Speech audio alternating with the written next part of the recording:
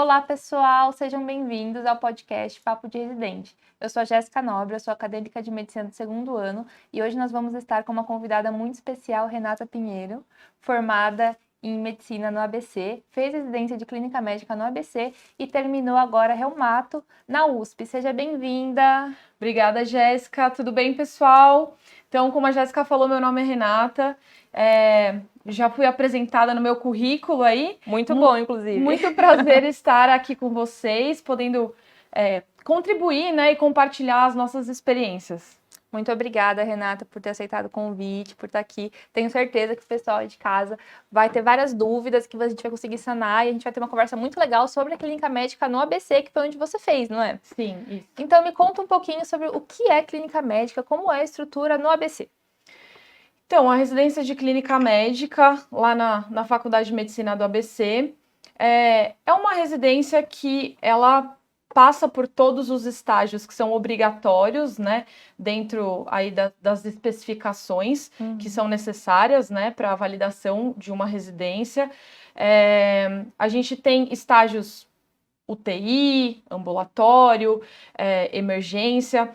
Se vocês quiserem saber um pouquinho melhor, assim, de ambulatório são 4 meses que passa entre o R1 e o R2, 5 meses em terapia intensiva e medicina de emergência, e também tem os das subespecialidades, né? Então passa na gastro, passa na neuro, passa no cuidado paliativo, na nefrologia, cardiologia, tem um estágio também na UPA. Então é bem legal esse estágio da UPA também, porque você consegue pegar o primeiro contato com o paciente ali, sem um diagnóstico, às vezes com coisas que você precisa, são desafiadoras, né, dentro daquele contexto, e é muito legal para a prática e para o treinamento, né, do residente. E como é a estrutura da clínica médica no ABC? São 2 anos também, como é que funciona? Você entra através do processo seletivo, certo? Me conta um pouquinho disso. Isso, você faz a prova, né? Então, a prova de residência o ano passado foi feita pela Fundação VUNESP. Anteriormente era pela Carlos Chagas, depende um pouquinho, né, do ano, mas do ano passado foi feita pela VUNESP.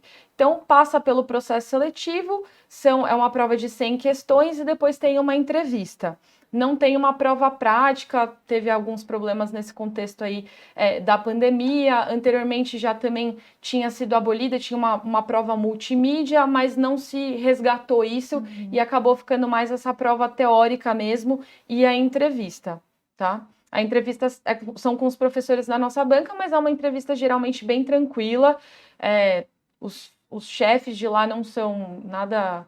Carrascos, né? Eles não ficam incomodando ou amedrontando, né, os candidatos, não é essa a ideia.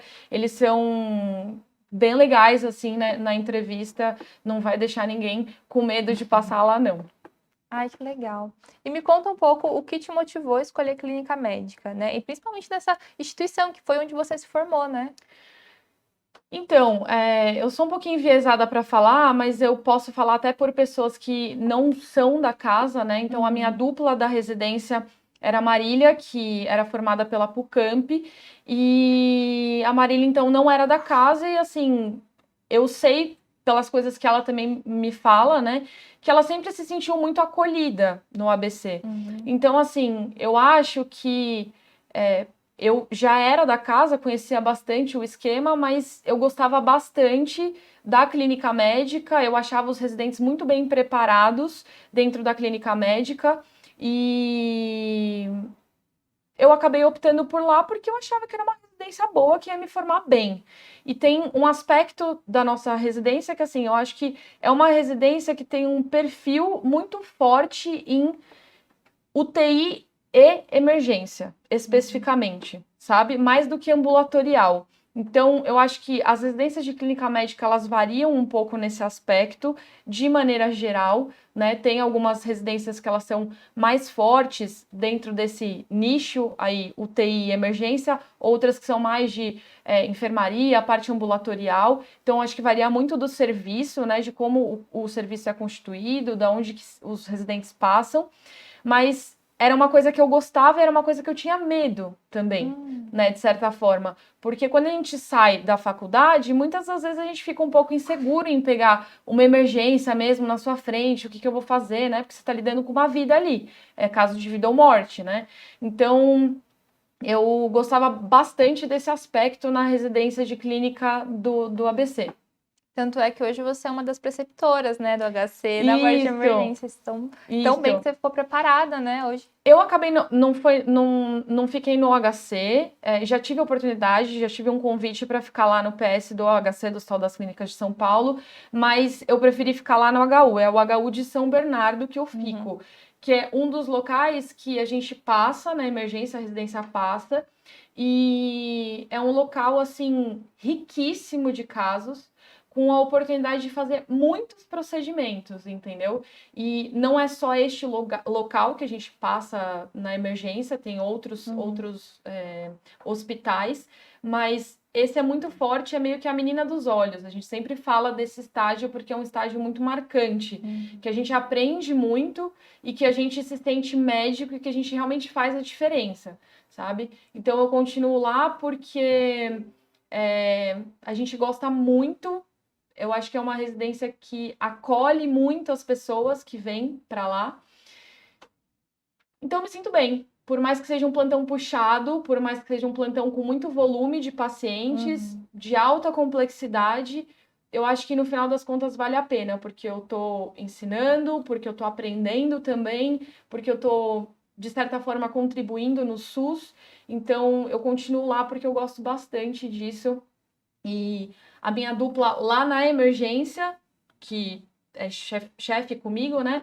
É a Camila também, que é uma amiga minha de turma, que fez cardio no Sírio e agora tá fazendo insuficiência cardíaca no INCOR. Então é muito legal que o pessoal é muito bem formado, os chefes, as pessoas que estão lá, né? Para ensinar os residentes, são pessoas muito gabaritadas. Então é algo também bem positivo nesse aspecto. Você não tá lidando com um plantonista X que tá lá e não quer saber de você. Não, você tá lidando com pessoas que passaram por aquilo também, que geralmente estão em bons serviços, ou como residentes, né, fazendo subespecialidade, ou já formados, mas que gostam de ficar lá. Tipo, um dos nossos chefes da quinta-feira é o Rafael Martins, que é eletrofisiologista do Dante Pazanese. Meu 6º ano, tipo, bem mais velho do que eu, e ele é incrível. Tipo, o Rafa é incrível, sabe? Você tá aprendendo com a fonte mesmo, creme de la creme, então é demais mesmo. É bem legal. E quais são os outros pontos fortes do ABC, além de preparar esses profissionais incríveis, né? Eles estão tendo agora, eu não tive essa oportunidade quando eu estava no meu R2, isso acabou surgindo depois, mas eles estão passando agora na UTI da Nefro, no Hospital das Clínicas também, que eu acho bem legal.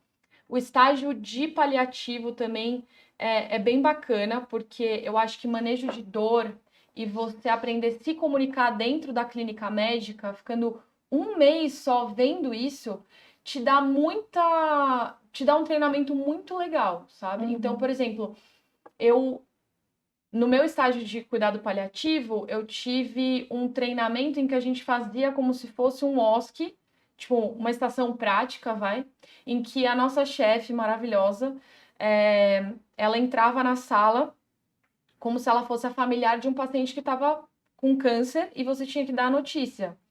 Então, ela filmava a nossa comunicação e depois mostrava pra gente o que a gente tinha errado e acertado. Na verdade, não é errado e acertado, mas o que poderia ser melhor dentro daquela comunicação, entendeu? Então, isso é essencial para um clínico, né? Eu acho que é muito normal dentro do nosso dia a dia como clínico a gente ficar mentalmente cansado, porque eu acho que a gente lida muito com sofrimento, doenças crônicas e o perfil do clínico é um perfil de médico um pouco mais preocupado nesse aspecto, né? Não que outros não sejam, mas é um perfil mais de fosforilar, de ser mais sensível com determinadas coisas.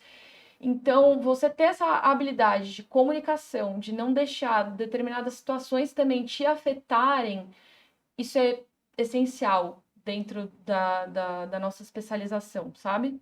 Não, imagina, porque realmente é lidar sempre com o paciente em diversas situações. Vocês passam pela parte ambulatorial, pela parte de UTI, a parte de cuidado paliativo. Realmente tem um contato muito intenso com pacientes. Mas mesmo assim, você falou que na sua residência você teve a oportunidade de fazer vários procedimentos e que esse era um diferencial em relação ao ABC com outras instituições. Me fale mais um pouquinho desses diferenciais. Então, em relação à parte de procedimentos, eu acho que nós somos.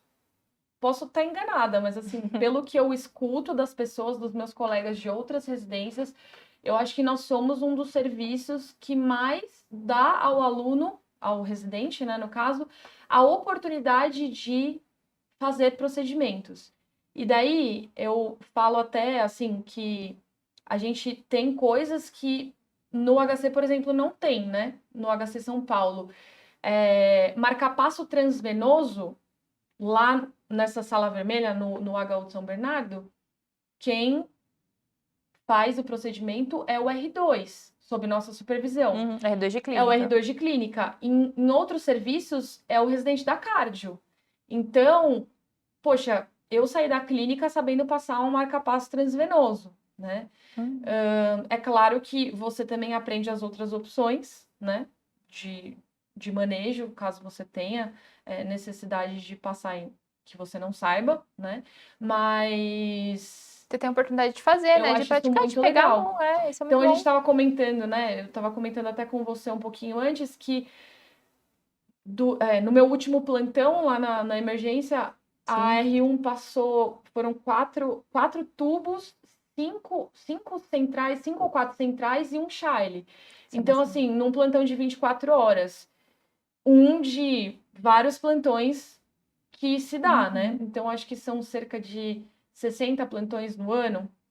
É uma carga horária relativamente boa, não costuma passar de 60 horas semanais, eles respeitam bastante esse tempo do residente.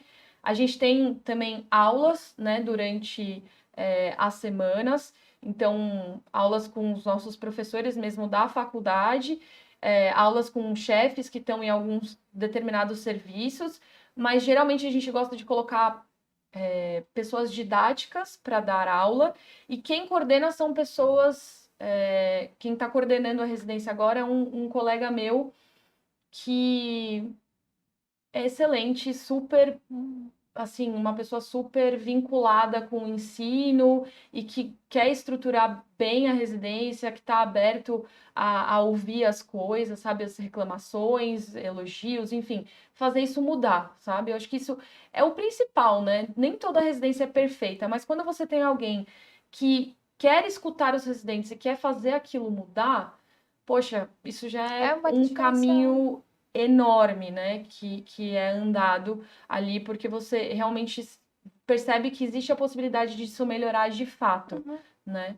Então, eu acho que ele tenta fazer tudo o melhor possível. E foi um dos pontos que você elencou, né? Que o pessoal do ABC ele é bem acolhedor, faz você se sentir em casa, faz você se sentir bem. Isso é uma coisa importante, porque a residência é um período da sua vida que você vai ter que se dedicar muito para aquilo, que são horas trabalhadas, que naquele mesmo ambiente, com aquele mesmo pessoal, e não é uma coisa pesada, né? Querendo ou não lidar com o paciente.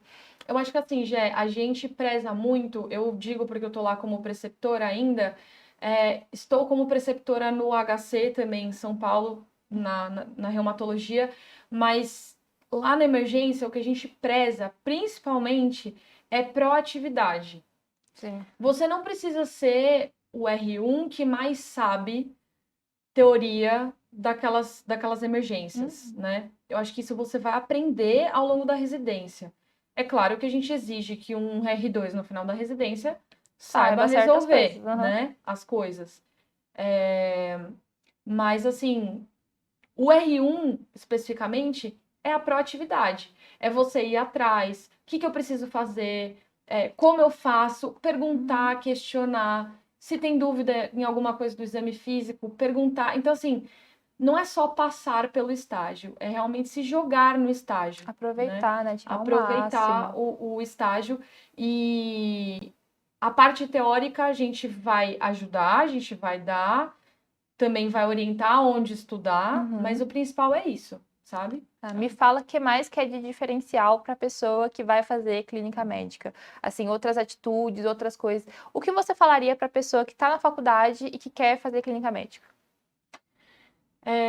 Eu acho que a clínica médica, até independente de você querer a clínica médica ou não, qualquer que seja a especialidade que você vai seguir, você precisa ter uma base, né? Então, tudo que você conseguir fazer de estágios extracurriculares, de se envolver com outras atividades, não apenas dentro do âmbito Acadêmico? acadêmico, mas também fora dele, né? Então, alguma atividade esportiva, ser diretor de Do CA, da alguma Atlética? ONG, que Aham. seja.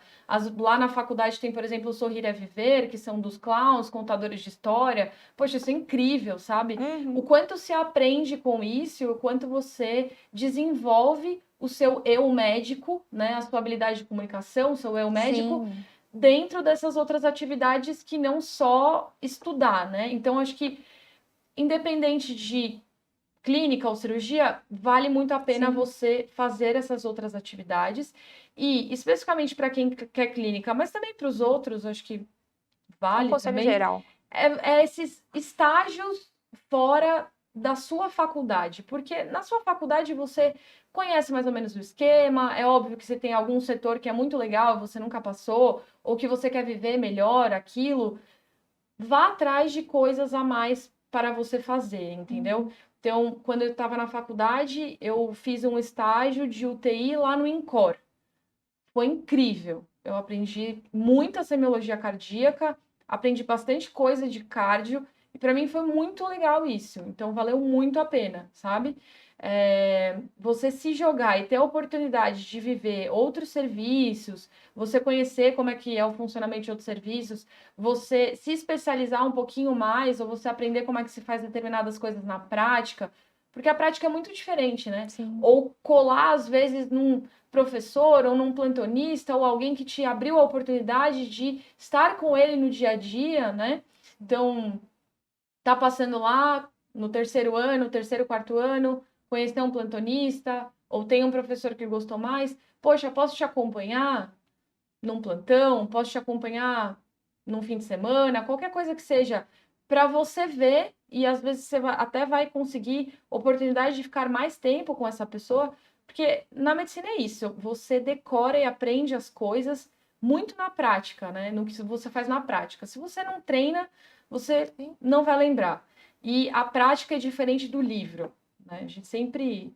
O paciente não lê livro quando ele se apresenta na sua frente, sabe? Então, acho que isso realmente são coisas que eu recomendaria para quem quer, não só clínica médica, mas qualquer outra especialidade. Que a gente tem muita tendência de entrar naquela bolha da faculdade, né? Ficar Sim. só nas atividades que a faculdade exige, só naquele campo prático da faculdade e aquilo. É fazer coisas extracurriculares, porque era o que você estava falando até, antes da gente começar a gravar, imagina. O paciente, ele quer uma pessoa ali, a gente continua sendo uma pessoa, a gente tem que conseguir distrair a mente, ter os nossos hobbies e também sair desse âmbito, procurar estágios fora da sua universidade. É muito importante conhecer outros campos, né? Porque eventualmente a maioria dos alunos querem prestar uma residência, conhecer outros profissionais, isso faz toda a diferença para a formação, para ter contato, para ter tudo isso. Você estava me contando que você competia no atletismo, não é isso? Pela faculdade. Então, eu acho que assim, pessoal, o paciente não quer que você só.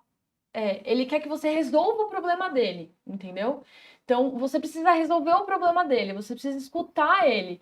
Então, não adianta só você ser a pessoa que mais conhece, que mais sabe de teoria, se você não tem comunicação, se você não tem nenhuma habilidade nisso, se você não consegue ter a capacidade de resolver o problema do seu paciente, porque se você não ouvir, você não consegue resolver, certo?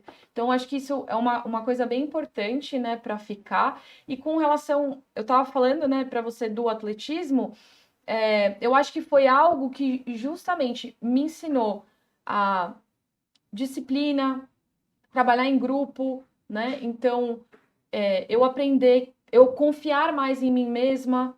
Então, isso é muito importante você entender que você se insere dentro de um contexto, né? Algo maior, que você está trabalhando até como uma equipe, porque o médico também não trabalha sozinho. Não. O médico trabalha com uma equipe multidisciplinar atrás dele. Com outros médicos, até com paciente, a gente tem que trabalhar, tem que saber lidar com o paciente, trabalhar com o paciente. Exato. Eu, por exemplo, na reumatologia, não adianta nada eu tratar lá a artrite reumatoide se a minha paciente já tem algumas deformidades sequelares, né, relacionadas à doença, e eu não sei, eu não encaminho minha paciente para terapia ocupacional, para fazer uma órtese, para ela conseguir fazer alguma coisa, as atividades dela do dia a dia normais, né? Para ela ter menos dor.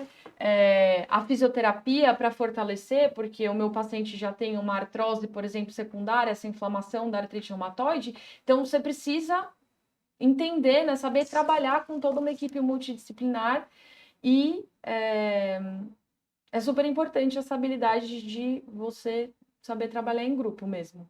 Então, a faculdade também, ela dá um leque de oportunidades enorme. Tem coisas que a gente só vai aprender fora da faculdade. Sim. É impressionante. Com certeza. Mas, Rê, me conta um pouquinho como era a sua rotina na residência. Seus finais de semana, como foi estudar para fazer o R3, me conta. Então, como eu disse, né, a gente passa por vários estágios que são emergência UTI.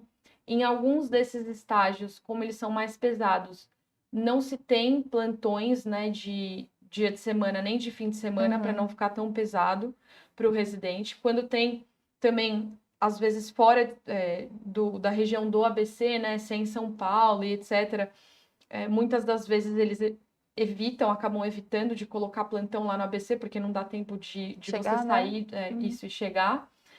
E então, às vezes, em determinados estágios era mais concentrado, né? Alguns fins de semana. Então, por exemplo, o estágio dos ambulatórios, onde a gente tem mais plantões de finais de semana, porque você acaba saindo um pouquinho mais cedo, é ambulatório e tal, mais tranquilo. E daí variava, tipo, a minha rotina dependia do estágio que eu tava. Quando era UTI emergência, é isso, 7 às 7, aquele lance, mas é aquilo, respeitado sempre, a carga horária da residência, e tinham os desafogos, então tem o mês de férias, você tem os estágios dos ambulatórios, a enfermaria, que você acaba evoluindo e você pode ir embora logo depois. Então, tem alguns que são um pouco mais tranquilos do que outros, né? Na nefro, neuro, gastro, também depende do seu trabalho, né? Então, evoluiu ali, terminou a função, você pode ir embora.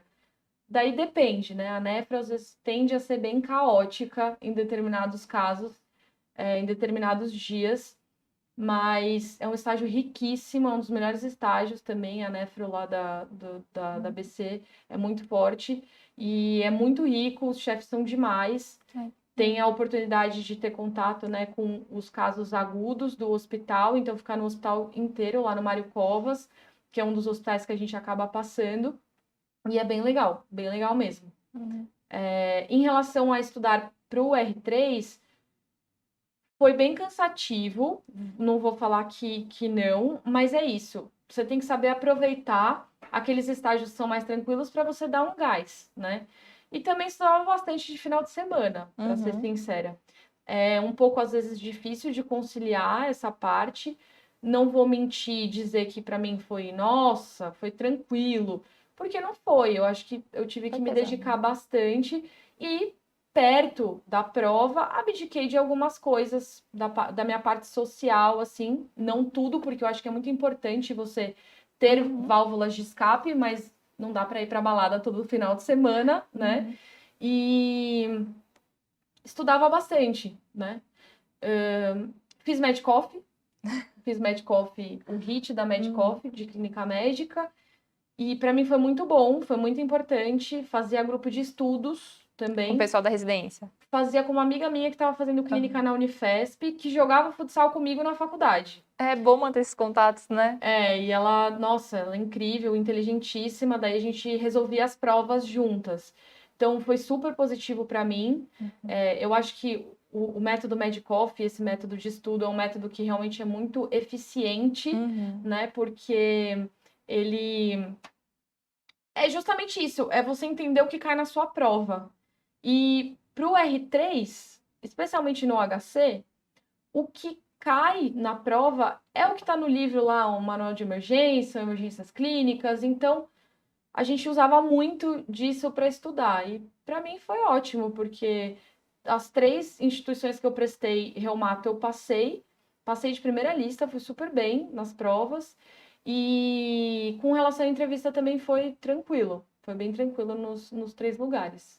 Ai, que legal. Mas Muito bom. enquanto você estava fazendo residência, você tinha uma vida social? Como era o descanso? Conseguia dar plantão fora, trabalhar além da. Tinha muita vida social, eu sou meio festeira. O pessoal da clínica, quando a gente estava no R1, né? R1 até R2, um pouquinho menos, mas no R1 mais, a gente fazia algumas confraternizações com todo o pessoal. Era pré-pandemia, né? Uhum, Então a gente conseguia se reunir mais. E sobre plantões fora, assim, eu trabalhei antes de entrar na residência, né? uhum, Então, eu terminei a faculdade, passei na residência, tranquei a residência de clínica, fui para o exército 1 ano.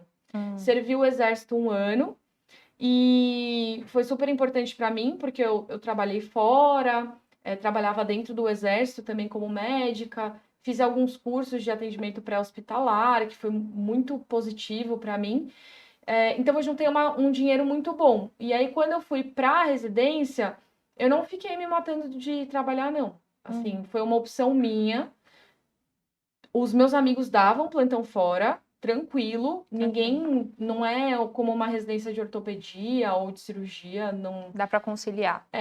dá super para conciliar, mas foi uma opção minha, Sim. porque eu tinha o meu dinheirinho, eu conseguia me bancar. Lá no ABC é relativamente barato para viver e morar, então não tinha grandes problemas assim.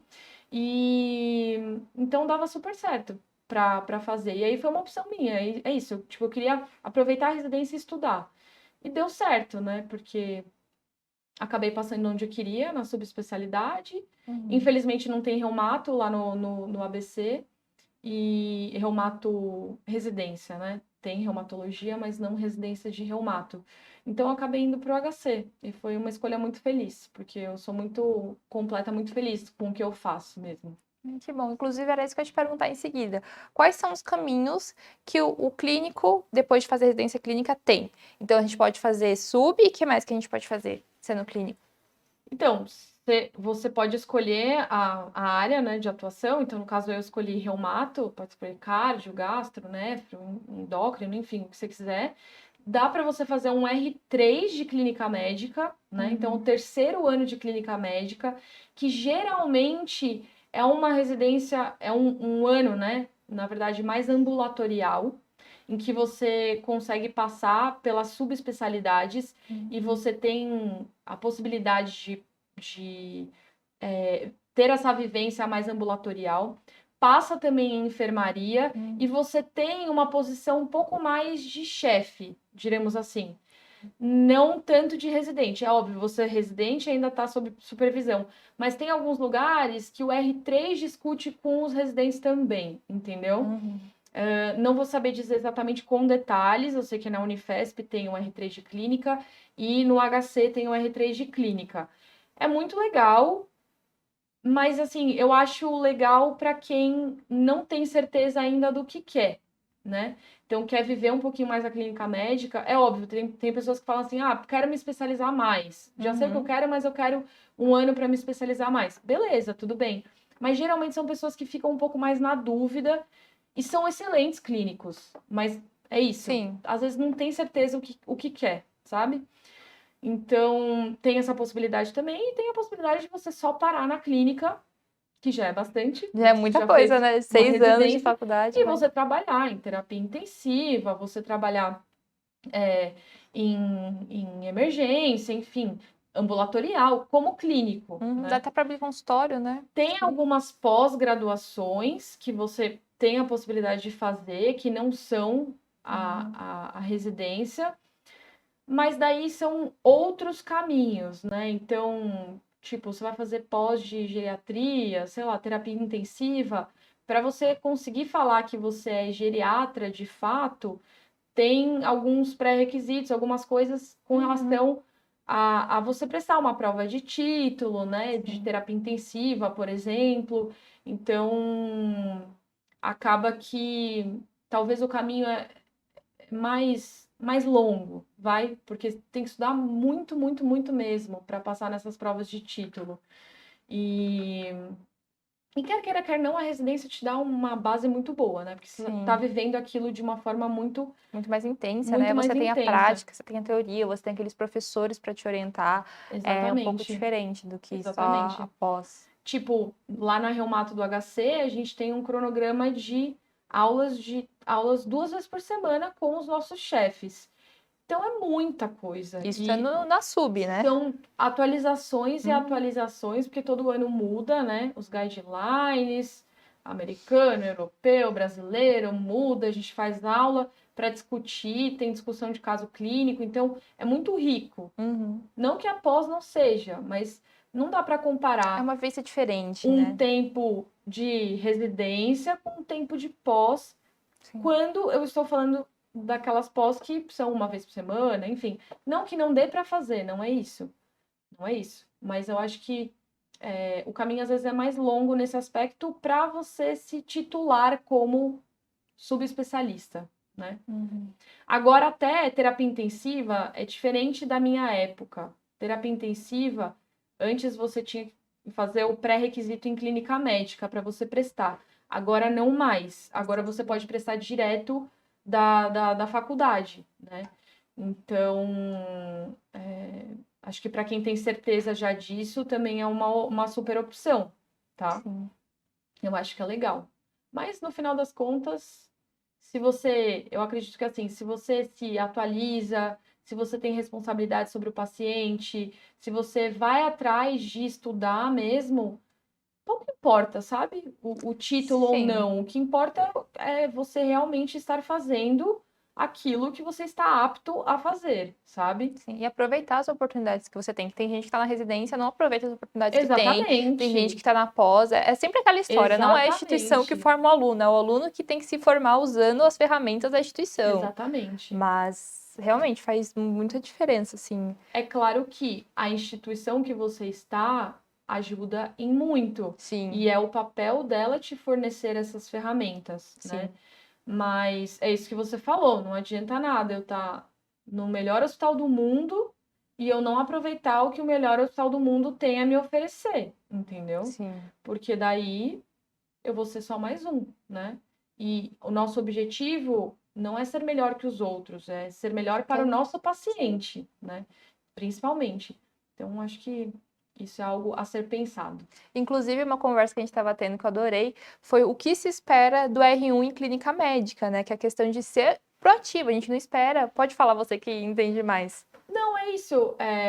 Em relação à proatividade, quando a gente está lá na emergência, eu não espero que o R1 seja o mais teórico, né? A pessoa com mais bagagem teórica.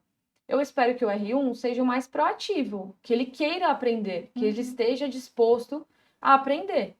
E isso envolve diversas coisas, né? Tanto a atitude dele, né, perante os pacientes, quanto a minha presença, né? Então, perguntar, aproveitar que eu estou ali para tirar as dúvidas e também se jogar naquilo, querer fazer as coisas, botar a mão na massa de fato, entendeu? Então, acho que isso é o que mais se espera de um R1 de clínica. Mas é aquilo, o R2, não dá para no final do R2 ele não saber nada, né? Ele precisa saber alguma coisa porque ele vai se formar na clínica médica, então ele tem que conseguir resolver aquilo que aparece na frente dele. Óbvio que nem tudo a gente resolve. Eu ainda não resolvo 100% das coisas. E acho que nenhum médico do mundo resolve 100% das coisas. Mas é sempre procurar mais. Se você não sabe, você vai atrás. Eu acho que isso é o principal. Humildade, né? Eu não sei, eu vou atrás. Porque eu não vou prejudicar uma pessoa porque eu acho que eu sei e não sei. Entendeu? Nossa, isso é muito importante. Então, sim, isso acontece muito, né? Sim. Chefes e pessoas que se acreditam capazes de fazer determinadas coisas e estão desatualizadas, desinformadas sobre aquele assunto. Então, assim, é muito importante que você tenha e nunca perca essa humildade de você olhar para um caso e falar: caramba, fiz tal coisa, não resolveu. Deixa eu baixar minha cabeça, deixa eu pegar um livro, deixa eu conversar com alguém, deixa eu pedir uma segunda opinião para saber o que eu faço agora. Porque eu não tô lidando com o meu ego ali, eu tô lidando com uma pessoa que está na minha frente, especialmente na emergência, entre a vida e a morte, né? Então, acho que isso é o mais importante e por isso que todos estamos juntos, né? E temos que aprender a viver dentro desse contexto, né? Uma coisa que eu ouvi que na minha cabeça faz muito sentido é que o médico, ele não é obrigado a acertar sempre, mas ele é obrigado a não errar, porque se você erra com o paciente, é uma coisa muito grave. Exatamente. Se você não pede uma segunda opinião quando você está em dúvida, se você faz uma coisa que você não tem certeza, isso é muito grave. Não é você saber sempre, mas é você evitar ao máximo errar com o paciente, com a pessoa do seu lado. Não é... É muito engraçado como as pessoas não têm, às vezes, isso. E realmente não é humilhação nenhuma você pedir uma segunda opinião. Muito pelo contrário, a gente tem que sempre estar aprendendo. Todo mundo sempre aprende. Gé, eu acho que a partir do momento em que o médico perde o medo, você está em perigo. Sim. Porque o medo te faz ter um pouco mais de cautela em relação às coisas, sabe? Não tô falando que é pra você ficar com medo, meu Deus, eu estou amedrontado, eu não vou conseguir fazer nada. Não é isso. É aquilo que você falou, tem Mas humildade, é o receio, né? tipo, você sempre questionar aquilo que você tá fazendo, entendeu? Isso aqui que eu estou propondo é o melhor para esse paciente? Porque também varia. Eu posso pegar uma mesma doença em diferentes pacientes e eu ter que agir de diferentes formas, a depender do contexto que eu estou falando, entendeu? Então você também tem que individualizar o tratamento de acordo com quem você está falando ali, entendeu? Então isso é uma coisa muito importante, né? Na clínica médica a gente tem muito isso. Não é algo exato e objetivo na maioria das vezes. Ah, opera ou não opera? Fixa ou não fixa? Faz ou não faz? Tem muitas coisas que são, mas na clínica, muitas das vezes, você precisa individualizar. Entendeu? Então, acho que é uma boa coisa para ficar aí. Não, também acho. Tá, então já que a gente já tá finalizando, acho que a gente já passou pelos principais pontos, você tem alguma história, alguma coisa que te marcou durante a residência? Pensando Algum assim, caso? pensando assim em história, tem algumas histórias da minha residência de clínica, mas tem uma história muito legal da minha residência de reumato, que eu tenho um carinho muito especial, assim, é uma paciente que eu tenho um profundo zelo, que é uma paciente que ela acompanhava em São Caetano com uma amiga minha que trabalhava num AME, se eu não me engano. Não lembro exatamente qual era o local que ela trabalhava. E daí, essa minha amiga, ela já era formada, reumatologista e tal, só que ela estava nesse local que não tinha recurso. E a paciente tinha uma alteração hepática bem exuberante, ela tinha uma hipertensão pulmonar bem significativa também, alguns exames de autoimunidade que estavam alterados, enfim, estava estranho. E um neurologista tinha mandado essa paciente para ela como se fosse um lupus, e ela falou assim: Rê, eu tô achando que essa paciente não é lupus, só que eu não sei o que é, porque eu não consigo investigar por aqui. Ela precisaria ser internada para investigar mais a fundo, talvez até fazer uma biópsia hepática, enfim. Ok. Eu consegui puxar essa paciente, né, pra gente avaliar no HC via Cross, consegui puxá-la.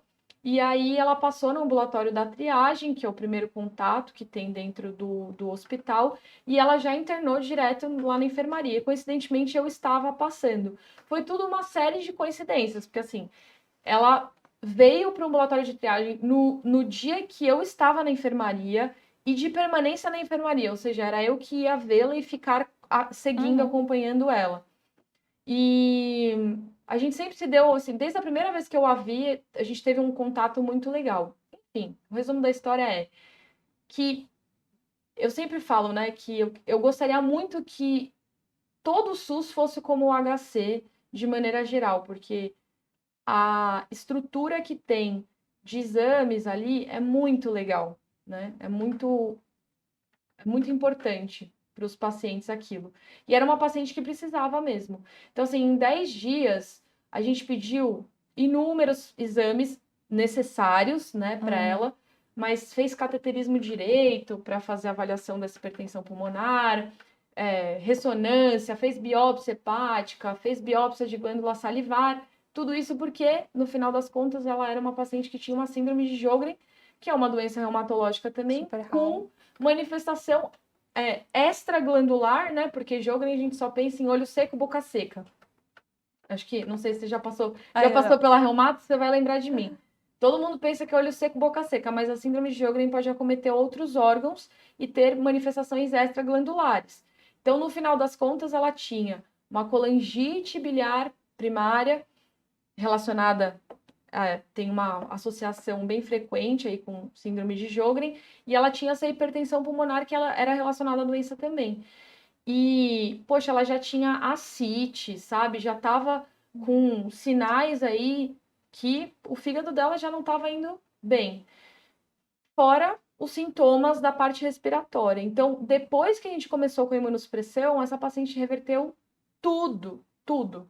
Então, a pressão lá da artéria pulmonar dela, que era de 98 quando ela entrou, que é assim, um valor absurdo. Tipo, Fala o valor de referência. Valor normal entre 30 e 35, né, em milímetros de mercúrio. Poxa, tava 3 vezes mais. Ela normalizou depois da imunossupressão. Então, é uma paciente que eu, assim, me brilha os olhos e me deixa emocionada porque eu acho que talvez ela teria se perdido no sistema, entendeu?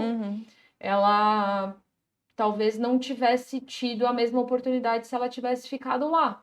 Porque a gente sabe que não é todo lugar que tem a possibilidade de, poxa, fazer esse tratamento, esse diagnóstico tão rápido, começar a imunossupressão tão rápido. Então foi excelente para ela e a gente fica muito feliz, porque, assim, paciente super jovem, sabe? 38 anos, 2 filhas, e eu me vinculei muito a ela. Então, tenho muito carinho por essa paciente. E daí é isso. Acho que foi um caso que me marcou muito. Tive outros durante a residência aí. Tive um outro paciente numa enfermaria de clínica também, que acabou falecendo sem diagnóstico, que também me marcou bastante. Foi algo que eu tive que aprender a lidar, porque foi a primeira vez que eu perdi uma pessoa sob meus cuidados, que eu tinha me apegado e me vinculado tanto, sabe? Então, fiquei, nossa, 2 semanas triste, pensando nele e tudo mais. Então, isso, de certa forma, não é uma coisa positiva. Eu tive que aprender a lidar, tive que aprender a trabalhar. E é isso. Eu acho que a residência também te dá essa oportunidade de você viver muitas coisas e você também se proteger e saber como lidar com determinadas situações, sabe? Então, foi super positivo de maneira geral, mesmo com esse desfecho, né? Mas para mim foi muito importante ele ter passado na minha vida. E acho que é isso. É isso em relação aos casos. Adorei as histórias. Rê, pra gente terminar, então, para quem tá em casa, eu vou pedir para você deixar um conselho para quem quer clínica médica no ABC. Um conselho para clínica médica no ABC. Pessoal, eu acho que assim, a prova não tem, assim, ela tem mudado, né, nos últimos tempos. Foram várias bancas, né? Então, como eu tinha dito, foi a VUNESP, anteriormente era Carlos Chagas. Eu acho que pegar as provas e dar uma olhadinha vale a pena, mas a depender de como for a prova quando você for prestar, tenta saber quem é que vai fazer aquela prova daquele ano, tente ver quais são as outras instituições que aquela fundação ou aquela banca né? acaba fazendo para fazer provas semelhantes, né? E acho que se passar, né, no ABC, acho que é isso, tem que se jogar mesmo, porque lá eles acolhem muito, você vai aprender muito e vai gostar muito de estar lá, porque é um ambiente muito bom, a gente se sente como numa família mesmo, tá? Então, eu realmente acho que fui muito feliz, sabe, naquele local, tanto que eu continuo lá. Não é a minha área, mas eu ainda fico junto com a minha amiga que é cardiologista. É uma forma de eu não perder o contato com a medicina de emergência, né? E eu gosto muito de ensinar, então eu sempre estou tentando estudar essa parte de emergência e a troca é muito gostosa. Então, meu conselho para quem quer ABC, eu acho que é literalmente aproveitar a sua própria faculdade, quando for prestar a prova, tentar entender um pouquinho de como que é a banca daquele ano e se envolver quando passar. Se É envolver. importante. Se envolver em tudo. Obrigada, Rê, muito obrigada por ter aceitado o convite. Foi uma delícia Obrigada a conversar com você. Acho que você, o foi muito pessoal bom. em casa conseguiu tirar muitas dúvidas e conhecer um pouquinho mais a residência, né? E caso tenha alguma dúvida, pode mandar Pode lá no... mandar, se tiver interesse em participar do podcast, pode mandar mensagem. Sim, pode mandar aí no chat, né? Nas redes também. A gente responde todas as dúvidas aí, todas as perguntas. Beleza? Tchau, pessoal! Tchau, gente. Valeu!